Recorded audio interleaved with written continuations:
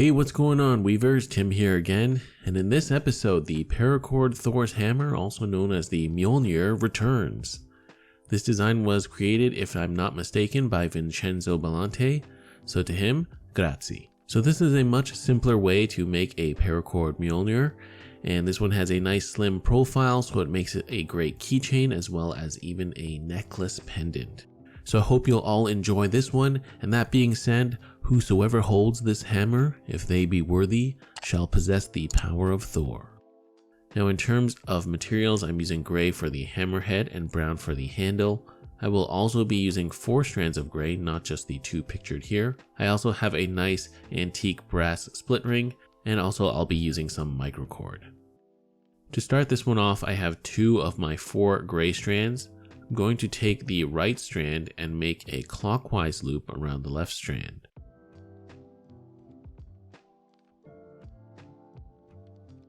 Then take the left strand, go behind the right strand, and come back around the front and then through the opposite loop. Cinch up that first snake knot and move it to almost the top of the strands. No need to pull it too tight just yet. Next, with my 3rd gray strand, I'm going to pass it through the right side of the first snake knot, going from the bottom to out the top. Then I'm going to make a loop on the right side with the longer end on the front. With my 4th strand, I'm going to pass it through the loop, going under the bottom of the loop out the top. Continuing with the same strand, I'm going to pass it around the right side, under the right strand, and then through the loop.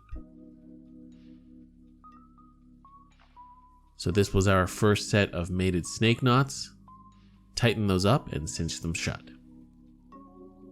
Now we're going to continue tying 2 more sets of mated snake knots. Once again, tie a snake knot with the first set. I'm tying mine with the right strand going around the left. Cinch that one up loosely. Then with the rightmost strand of the 4, make a loop going through the first snake knot and around the 3rd strand. And then with the 3rd strand, go under the right, around to the front, and then through the 2nd loop, completing the 2nd snake knot. From there, cinch up the 2nd set of mated snake knots. So do this entire process one more time, making 3 sets of mated snake knots in total. And just really quickly before we go any further, YouTube Analytics has informed me that a majority of you that watch my videos aren't yet a subscriber, so I hope by the end of this video I've given you some value and that I will have earned your subscription. Thanks. Next, with the midpoint of my brown strand, I'm going to cross the strands around the first 2 gray strands on the right, and then cross them again around the second 2. Then hold down the brown strand in place, and we're going to tie a 2nd single snake knot.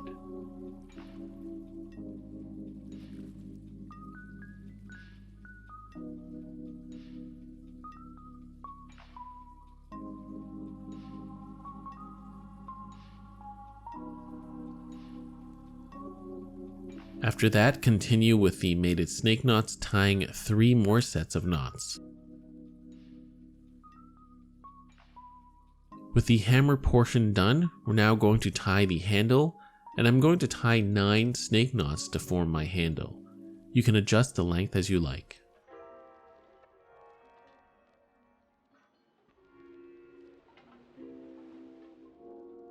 Once at the bottom, I'm going to tie a diamond knot. I'm going to make a counterclockwise loop with the right strand, laying it over the left. Bring the left side around the right and go under the section under the loop.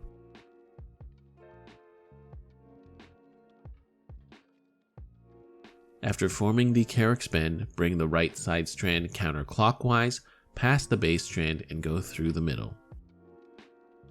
With the left, go counterclockwise, past the base strand, and go through the middle.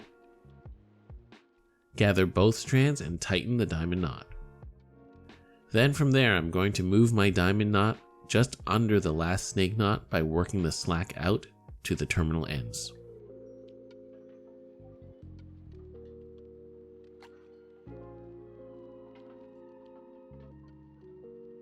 Now with my gray microcord on a lacing needle, I'm going to go through the first snake knot on one side of the handle, going from the top to the bottom of the loop. Wrap it around the snake knot, and then repeat the same thing going through the loop on the side from the top to the bottom. The microcord should naturally follow the path of the strand on that side.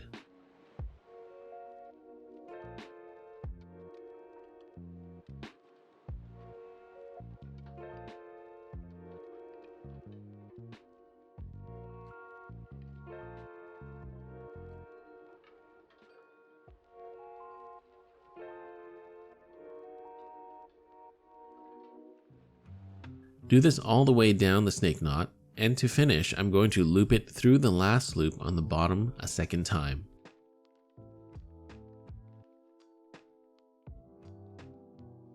Going back up to the top of the snake knot, I'm going to repeat this process a second time on the opposite side of the snake knot handle.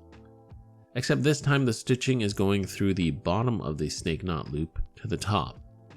Wrap it around the snake knot like before and continue through to the next loop.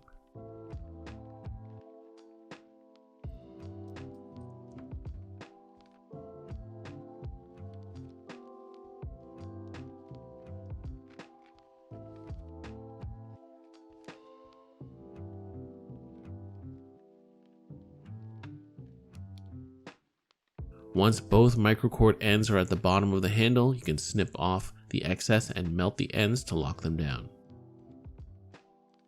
Also, I'm going to clip off the excess microcord up top, and of course clip off the excess cords from both sides of the mated snake knots.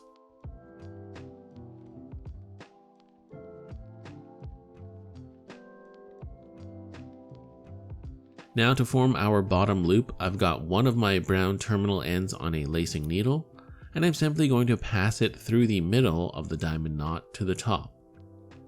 You can size this loop as big or as little as you like.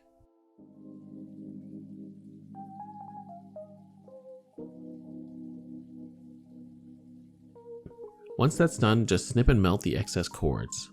For this first cord I'm cutting, don't press down on it too much like I did. I think you could just melt it and let it solidify as you close it back up, then snip and melt the other side.